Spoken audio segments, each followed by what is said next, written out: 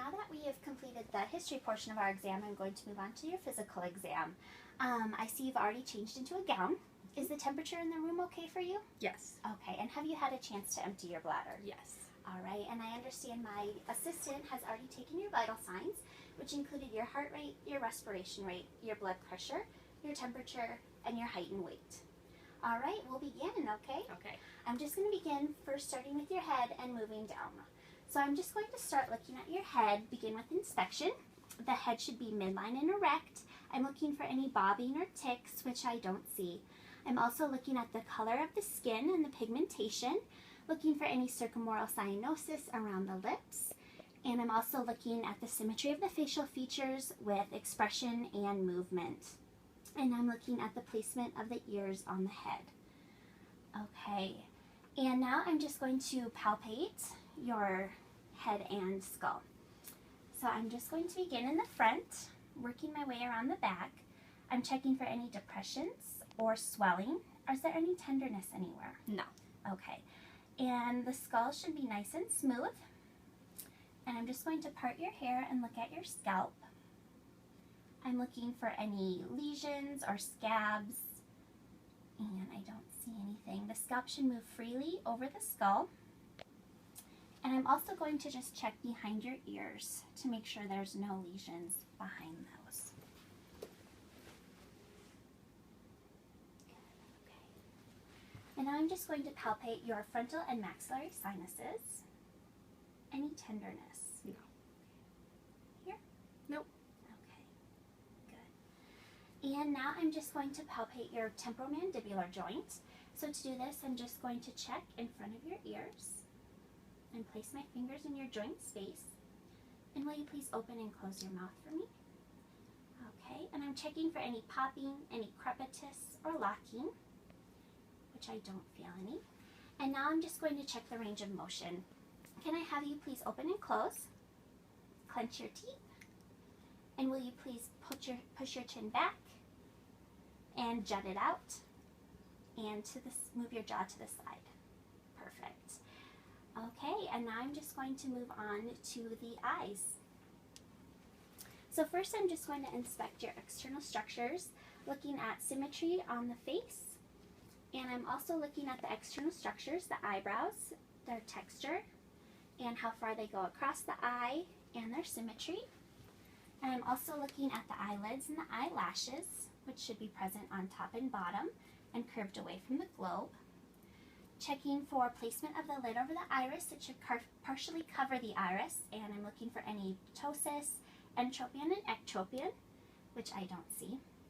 And the irises should be same color and round. And I'm just going to have you slightly close your eyes for me. And I'm checking for any fasciculations in the eyelids. And can you fully close them for me? Great. Okay. And now I'm just going to look at your conjunctiva. They should be nice and clear.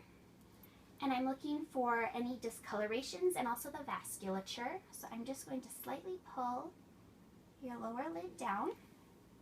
Any signs of pallor could be a sign of anemia. And I'm also checking your sclera, which should be a nice white pearly color, which they are. Any yellowing could be a sign of jaundice, or redness could be infection or inflammation. And they look good.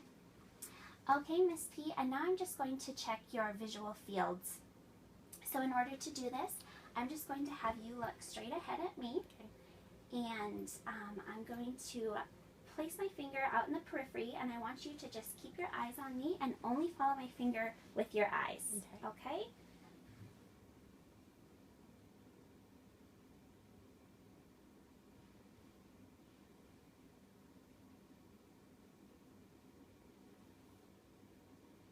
Good.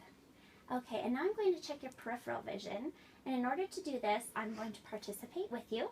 So I'm going to have you cover your right eye, and I will cover my left eye. And I'm going to place my finger in the periphery and move it in towards us. And I will just have you say when you first begin to see my finger. Right now. Right now. Right now. Right now. Okay, and now we'll do the opposite eye. Yep. Just follow my finger.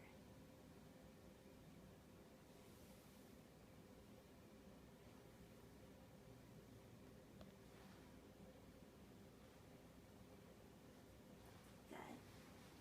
Okay. And now I'm just going to check your pupillary response.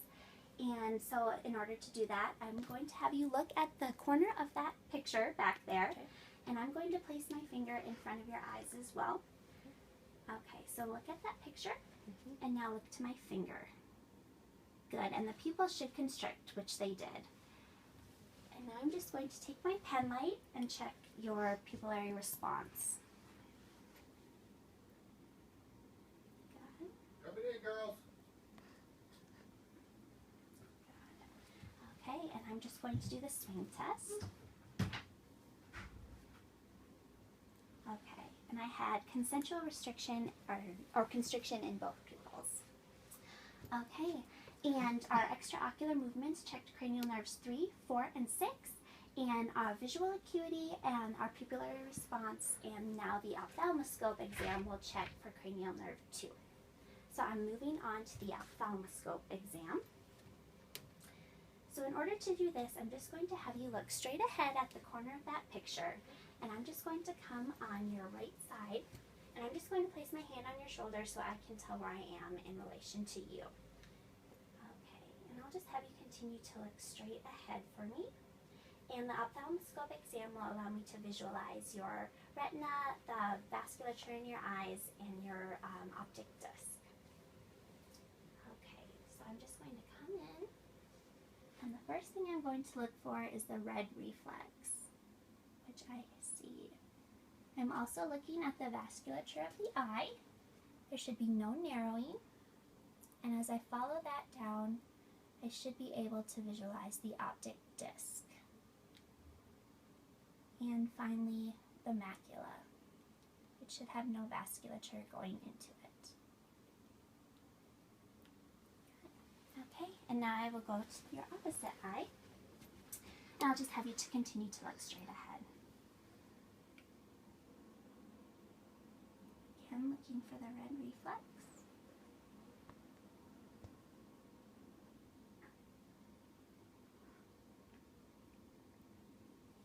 Okay.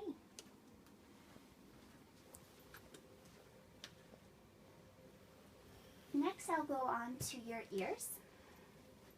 So I'm just going to first inspect your ears. I'm looking at symmetry of alignment on the head. General rule could be if we drew an imaginary line from the inner canthus of your eye to your occiput, it should be, the top of the auricle should be at that line, and they look symmetric. I'm also expecting for any nodules, swelling, lesions, or tenderness, which I don't see.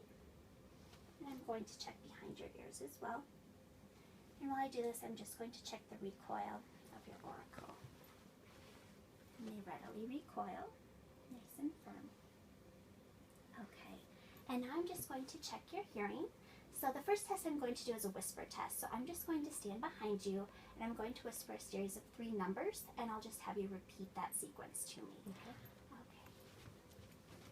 About 1 to 2 feet behind the patient, and I will have you cover your left ear, and just repeat the 3 numbers that you hear. 1, 4, 5. 1, 4, 5. Okay, and now will you cover your other ear? 2, 6, 8. 2, 6, 8. Correct. Okay, Miss P. Now I'm going to check your ability to hear from air conduction versus bone conduction. So in order to do that, I will grab my tuning fork, and I'm just going to hit this tuning fork on my hand, which will make it vibrate. And I'm going to first place it on your mastoid bone, and you will hear a vibration. And will you please tell me when you first stop hearing that? And then I will move it to the front of your ear, and you will again hear a vibration. And tell me when you first stop hearing that. Okay. Air conduction should be 2 times longer than bone conduction. So I'll just hit the tuning fork. And I'll be watching with the clock.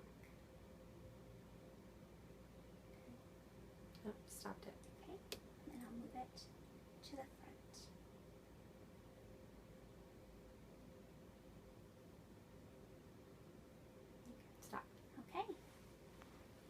now we'll do the opposite side.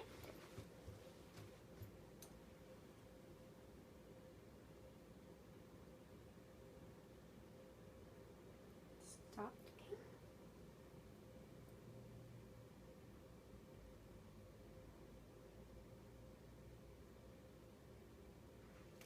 Stopped. Okay, and that checks the integrity of cranial nerve 8 as well. Now we'll move on to our otoscope exam, which will allow me to visualize the internal structures of your ear. So I'm just going to pull the auricle up and back in order to straighten the canal. And first I'm just going to look at the outer canal, looking for any discharge, which I don't see. And I'm just going to slowly insert my otoscope. And as I do, I'll visualize the outer portion of the canal. It should be pink in color. I'm looking for any lesions, any foreign objects, or discharge. There should be some cerumen present in the canal. And then I will advance and look for the tympanic membrane. The tympanic membrane should be a pearly gray in color, slightly conical shaped. And I'm also looking for the bony landmarks and the light reflex.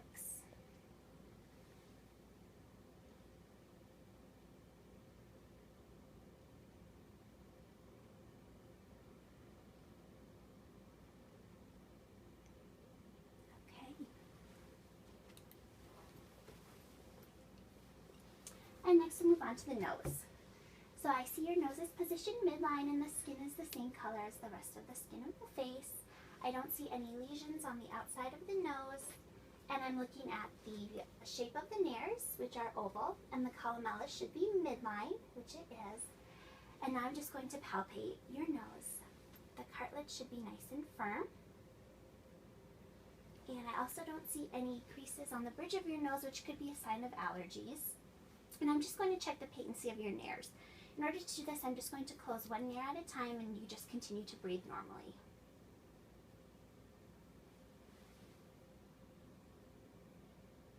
Okay, and now I'm just going to look at the internal structures of your nose. So I'll again grab my otoscope. And I'm just going to have you extend your head slightly back. And I'm just going to go into one nares at a time. And I'm looking first at the mucosa, which should be pink in color, looking for any polyps, lesions, or discharge. And I'm also looking at the septum, which should be straight and midline.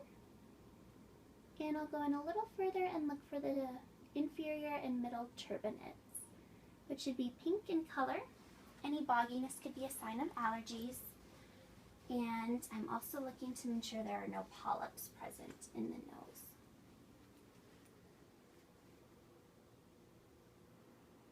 Okay. And the last part of our head exam will be the mouth and throat. So I'm just looking first at the lips, looking for color, looking for any cracking or chapping. And I don't see anything, and they are symmetric. Okay, and now I will just have you open your mouth for me. And I'm going to inspect the buccal mucosa, which should be a nice pink color. Just going to grab my light to assist me. Looking for any lesions on the side of her mouth, any ulcers, which I don't see. And I'm going to check her gingiva, so I'm just going to lightly pull your lip down. They should be a nice pink color with no swelling or inflammation or redness, and they should be tight against the teeth.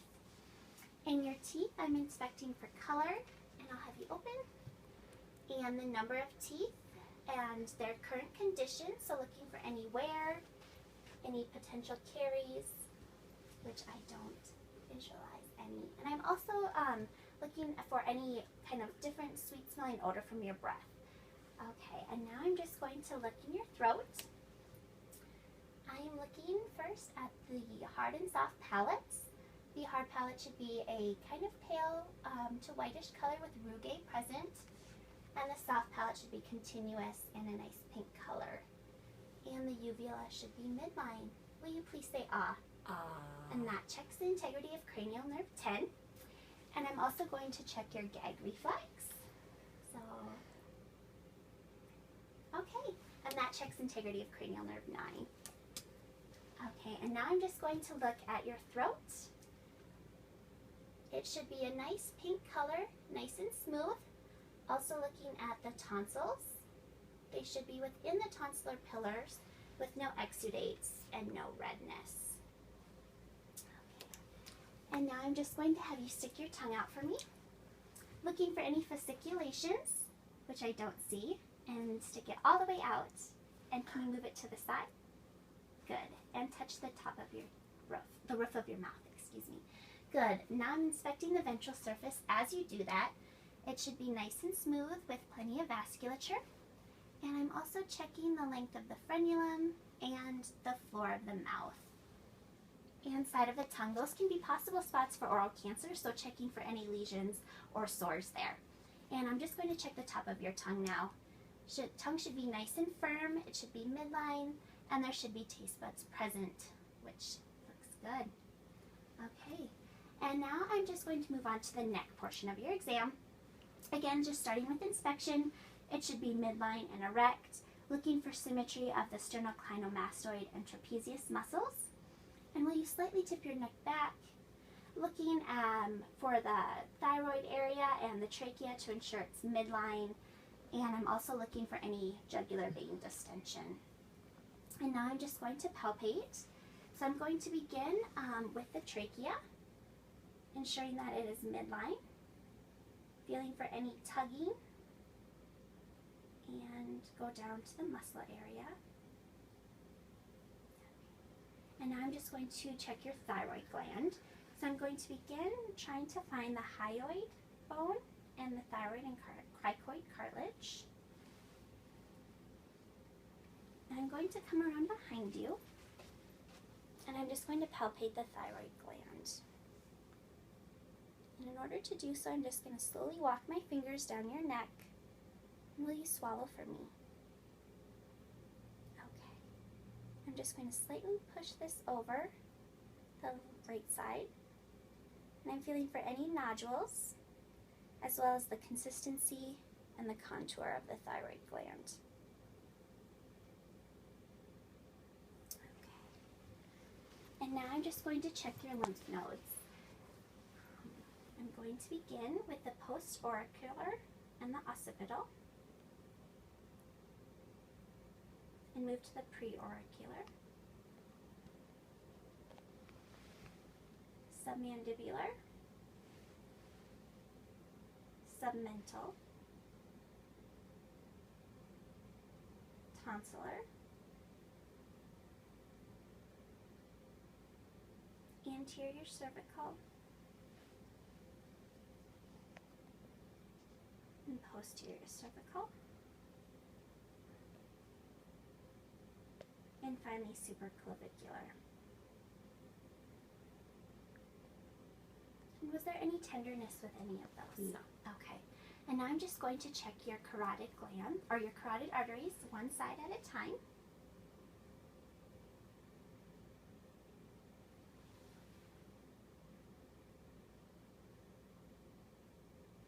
And I'm just going to listen over them for any possible bruise, and listen over your thyroid gland for any vascular sounds. And I'll do this with the bell of the stethoscope.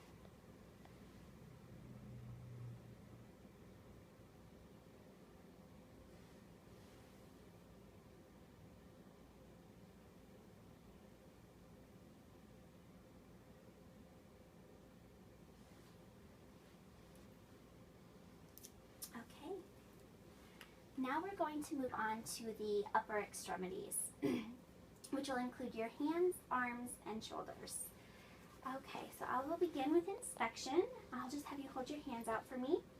And I'm looking at the shape and size of the hands, as well as the number of the digits, looking for any landmarks, looking at the color of the hands, feeling the skin temperature, which should be warm, and the moisture of the skin.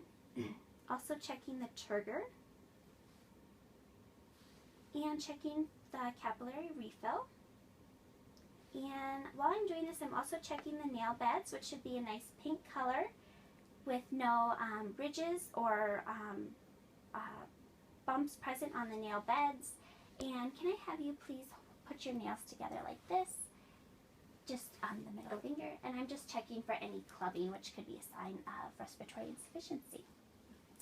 And now I'm just going to palpate your joints. I'm also feeling for any warmth, looking at any redness. Is there any tenderness? No. Okay, and looking for any joint deformity or contractures.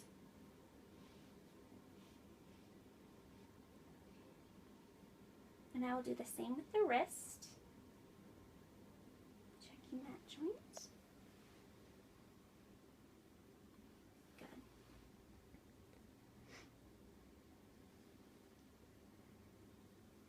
All right, and now I'm just going to quickly check range of motion. So I'll have you bend your fingers down and extend. Spread your fingers and bring them together.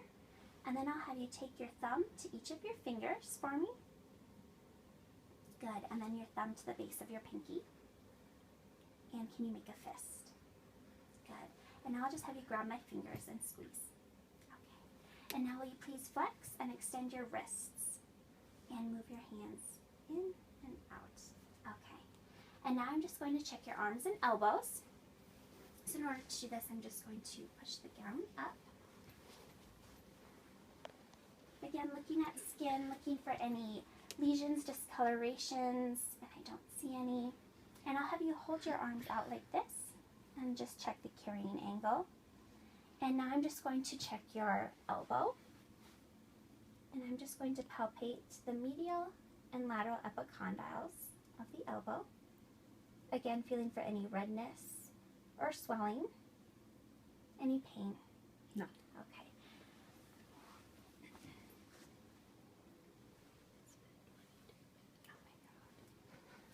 Okay, and now I'll have you extend and flex. Good. And now your shoulders. Just going to inspect them.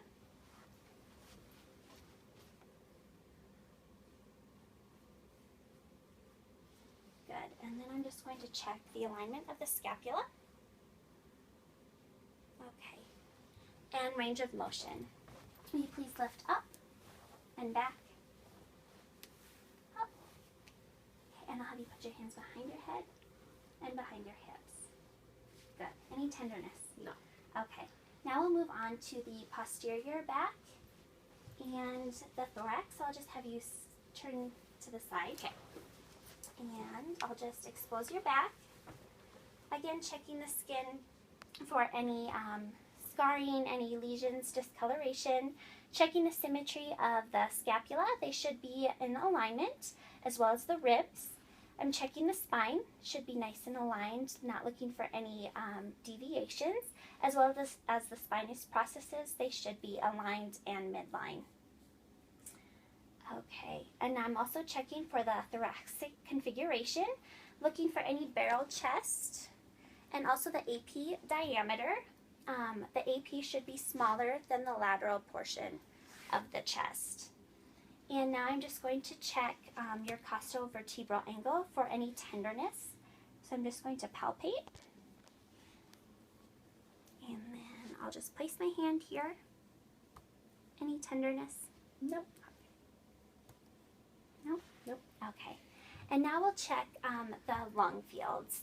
So in order to do this, I'm inspecting respiration, inspecting rate and rhythm, and I'm also looking at the patient's effort as well as her position to make sure she's not in a forward sitting tripod position. Checking for any use of accessory muscles such as nasal flaring or pursed lip breathing. Also checking the colors around her lips and her nail beds for any cyanosis, which could be signs of respiratory distress. And I'm just going to come back and I will begin with palpation. So in order to do this, I am first going to check for symmetric lung expansion. So I'm going to place my hands on the patient's back with my thumb at approximately the 10th rib. And I'll watch as she breathes normally that my hands move symmetrically, which they do. And now I will check tactile fremitus. And to do this, I'm just going to place my hands on your back and I'm going to ask you to say the number 99. Okay. Okay. 99. 99. 99. 99. Okay. And I didn't notice any increased or decreased tactile fremitus, which could be a sign of consolidation or air in the thorax. And now I am also going to percuss your lung fields. So in order to do this, I'm going to percuss on both sides to make sure they are symmetric. And I'm just going to go in between your intercostal spaces. The dominant sound should be resonance.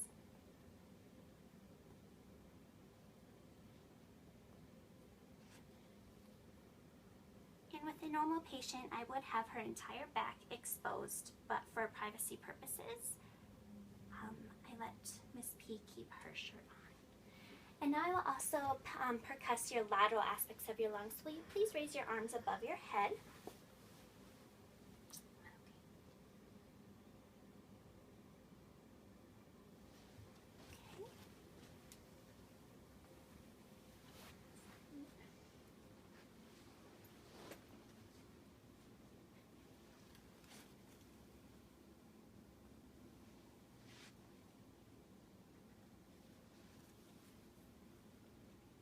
Okay, and now I'll check for diaphragmatic excursion. So to do this, I will have you take a deep breath in and hold it. And I'm going to percuss down from the midclavicular line from an area of lung resonance until I get to dullness. And I'm just going to mark that spot. And you can breathe. And I'll have you take a couple breaths just to clear out your lungs, and then hold it on your final exhale. Okay, and then I will percuss up from my previous mark until it changes from dullness to resonance. And mark that as well. Okay, and I will do that with the opposite side as well. So will you take a deep breath in?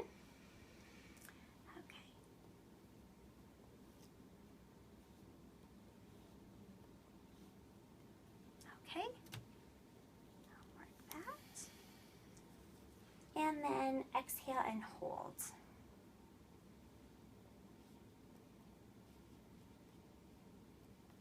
Good.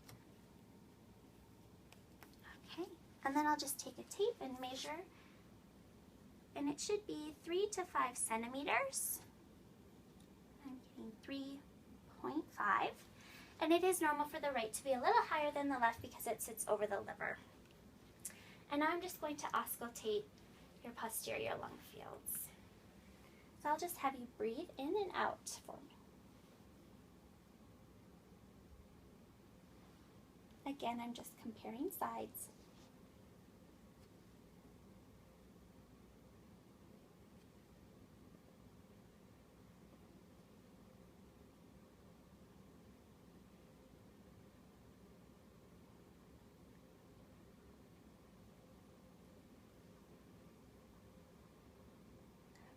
And I'll have you lift your arms over your head again so I can auscultate your lateral lung fields.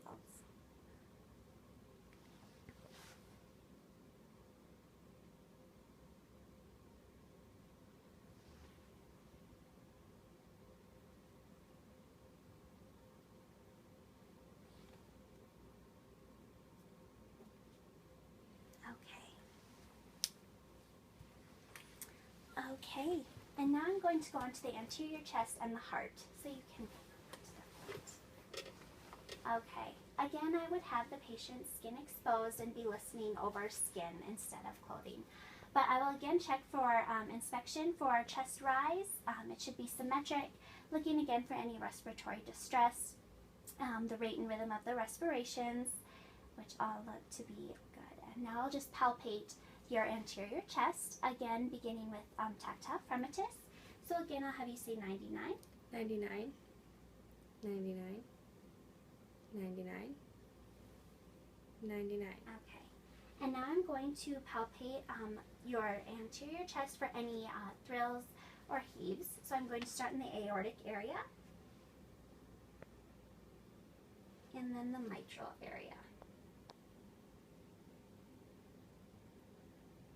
And I'm also going to check for your apical pulse, which should be approximately the 5th intercostal space, mid-clavicular line.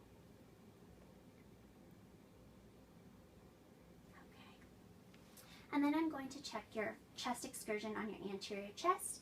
So to do this, I'm just going to place my hands on your chest with my thumbs pointing towards the xiphoid process as you just breathe normally. And of course, my hand movement should be symmetric. And then I'll percuss your anterior lung fields as well. So again, going in the intercostal spaces.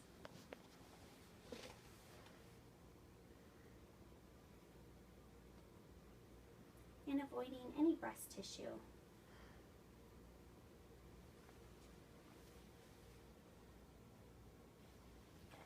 And now I'll auscultate your anterior lung fields and your heart. So I'll begin with the lungs.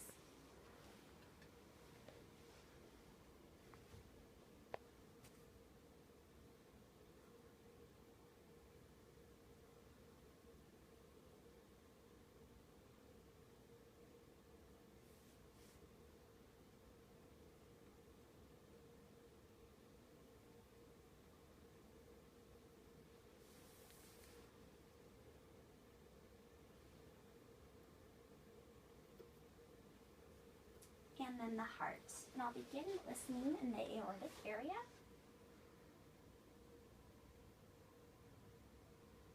Pulmonic. Erb's point. Tricuspid area. And the mitral area.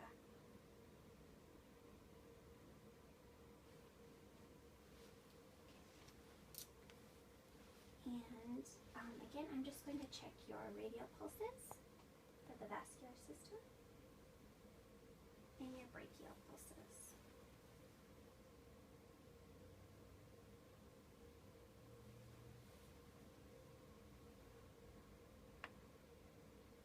And lastly, I'm going to check your infraclavicular lymph nodes.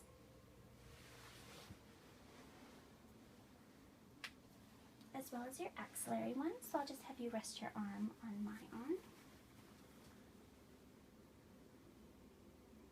Looking for any swelling, tenderness. The nodes should generally not be palpable. If they are, they should be small and mobile.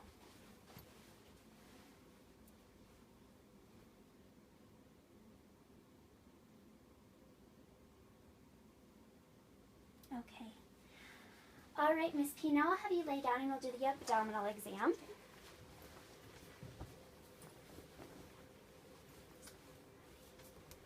In order to do this, I will just ensure that we're properly draped.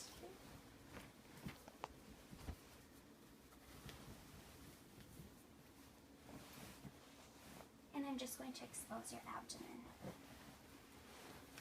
Beginning, of course, with inspection. Inspecting the skin color. I'm looking for any visible peristalsis or pulsations. Looking at the placement of the umbilicus, which should be in the center and midline.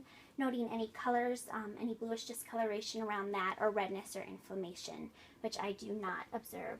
Also looking for any striae or scarring. And then I'm just going to inspect the contour. It could be scaphoid, flat or rounded. And I'm also ensuring that I don't see any visible masses.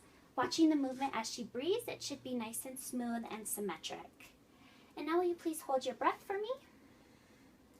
And lift your head off of the bed.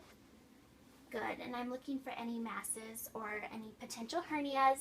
And this also shows me that the abdominal muscles are indeed intact without weakness. And you can relax. Okay, and now I'm just going to auscultate the abdomen, beginning in all 4 quadrants. Listening for bowel sounds.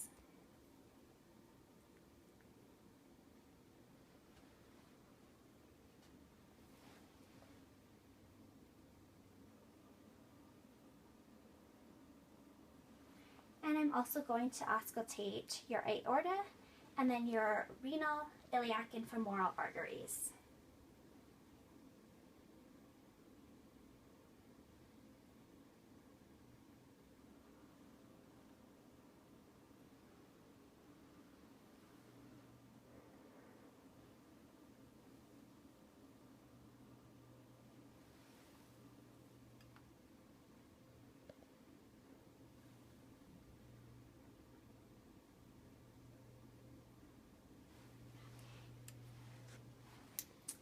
And now I'm going to percuss the abdomen. I'm just going to first start in all 4 quadrants, getting a generalized idea of the sound.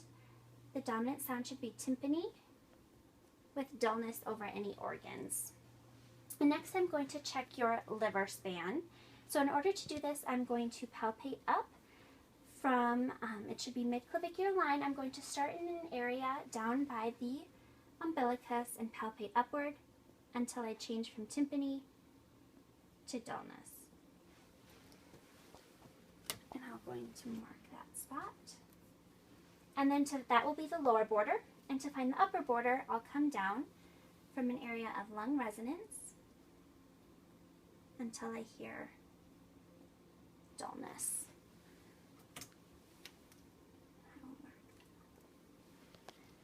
And then I'll just measure.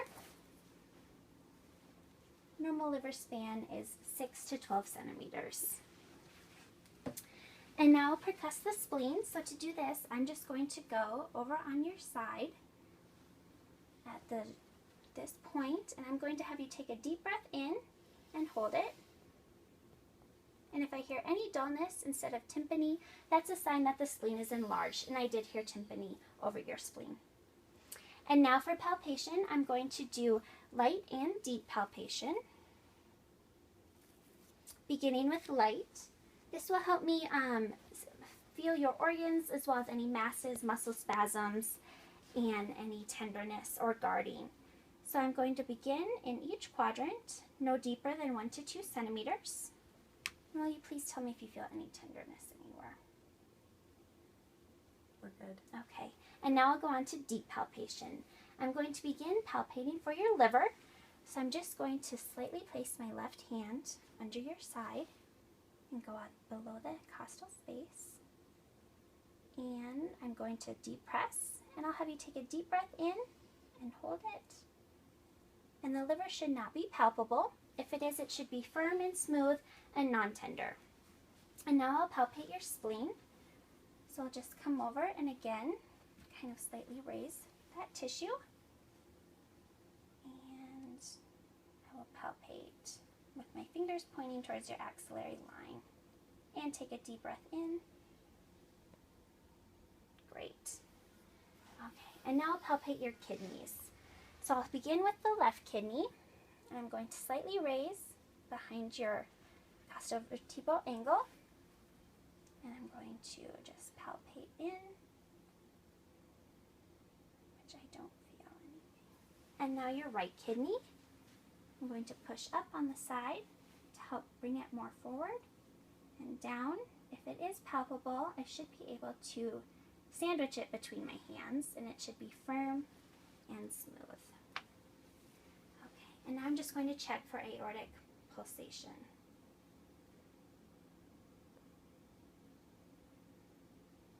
Okay, that concludes our abdominal assessment. And now I'll just have you sit up and we'll do your feet and legs. Okay, I will begin looking at, of course, skin color. It should be the same color as the rest of our skin. Any redness could be a sign of thrombosis or inflammation. Any pale coloration could be a sign of arterial insufficiency. Also looking at the skin, looking for any ulcers or lesions, looking to see if the skin is thin, thick, or shiny, as well as hair distribution. Absence of hair or sparse hair could be a sign of arterial insufficiency. And now I'm just going to palpate. I'm going to begin checking for edema, checking over your tibia and medial malleolus, just slightly pushing them in. And I'm also checking the temperature of her extremities, which should be nice and warm, and the skin should be moist. And then I'll check your pulses. I'll begin with your dorsalis pedis.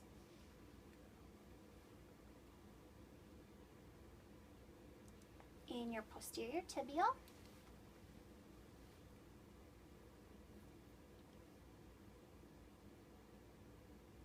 And popliteal.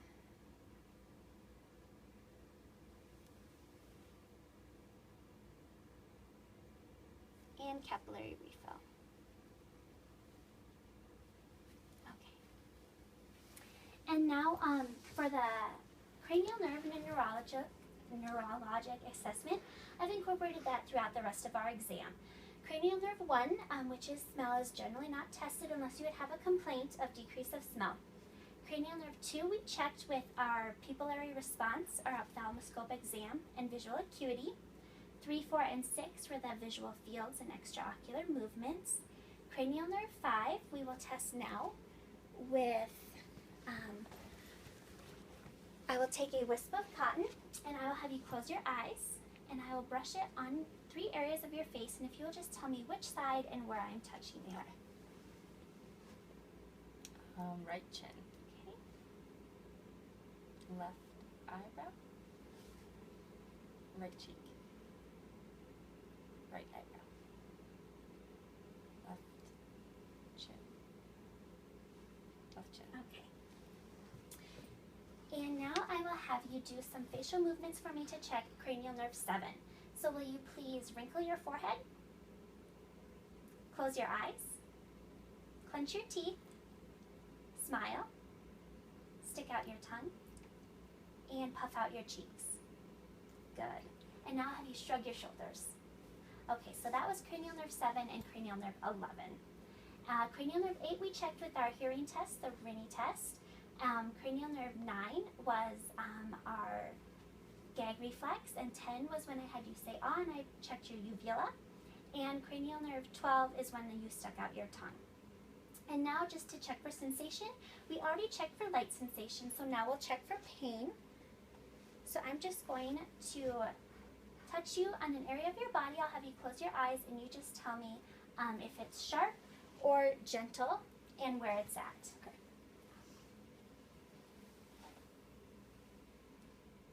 Oh, wow. Gentle left foot. Okay.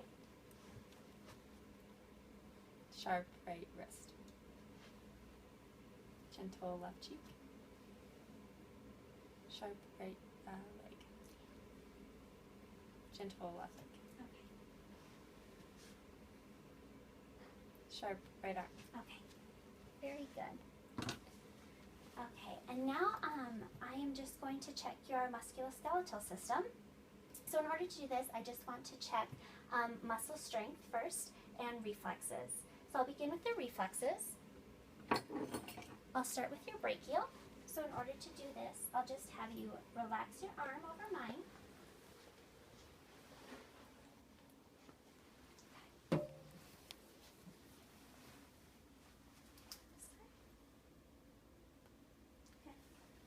And now I'll check your knee reflexes. So if I'll have you just scoot back slightly on the bed so your knees are hanging off, and I'll palpate for the soft spot and this side, and then your Achilles.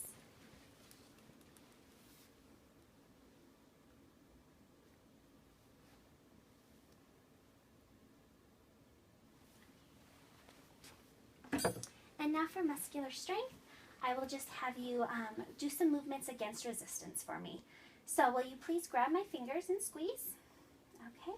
And then I'll have you flex your wrist against resistance. Try to extend it. And now flex it. This one. Flex. And extend. Good. And your elbows against resistance. Have you try to bring it towards you and push it away. And push it away. Okay, and shoulders, I'll have you put your arms out like this and try to push down and up. Okay, and ankles will be the same thing. I'll have you try to push down against me and up, down and up, and knees, and pull me towards you and towards you. And now I'll check your cervical spine and your neck. So I will have you first try to flex, put your chin to your chest against resistance and extend it back. I'll have you turn your face towards my hand and put your ear towards your shoulder. Okay. And then I will also have you stand and I'll check your lumbar spine.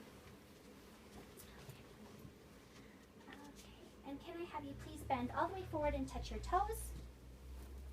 And come back up and extend backwards. And turn to the side, and the opposite side, and lateral. Okay, and you may have a seat. All right, Miss P, this concluded our physical exam. Do you have any questions or concerns? No. Okay, thank you very much. Thank you.